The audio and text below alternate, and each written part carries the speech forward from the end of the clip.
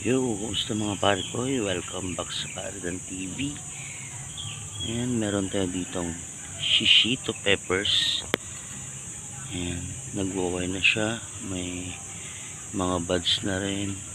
Ayan, nakatanim lang siya sa 7 liters.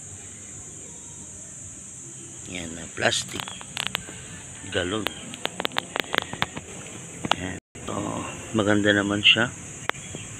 Walang mga insect kahit nandito siya sa madamong lugar.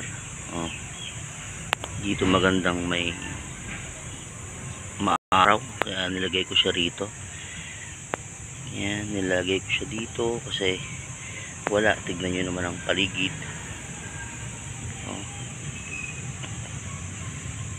Mabato-bato, may mga hollow blocks dito. Yan. So gawan natin ang paraan. Yan, may kasama siyang luya.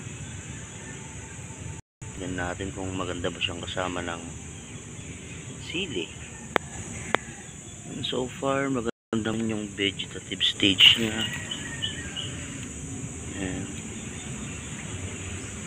Tapos ko lang magdilig. Kita yung roots doon. Yan. Kita yung mga roots niya. Tabunan natin. Yan lang.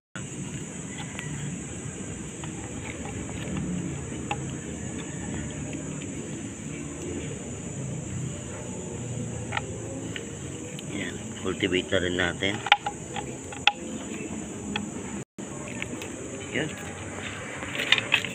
So, kung gusto nyo ng update, comment lang dyan sa baba mga pare ko. At saka pa-subscribe na rin kung napadaan ka sa aking channel. Papindot na rin ng notification bell para mag-notify sa'yo kung mayroon akong bagong upload. So araw-araw naman ako may bagong upload sa mga peppers. Isa lang to sa mga tanim ko. Yan, shishito. May mga Thunder Mountain Longhorn din tayo, Carburuga, X7 Pat Primo, 7 Pat Primos, mga ganyan, mga super hats.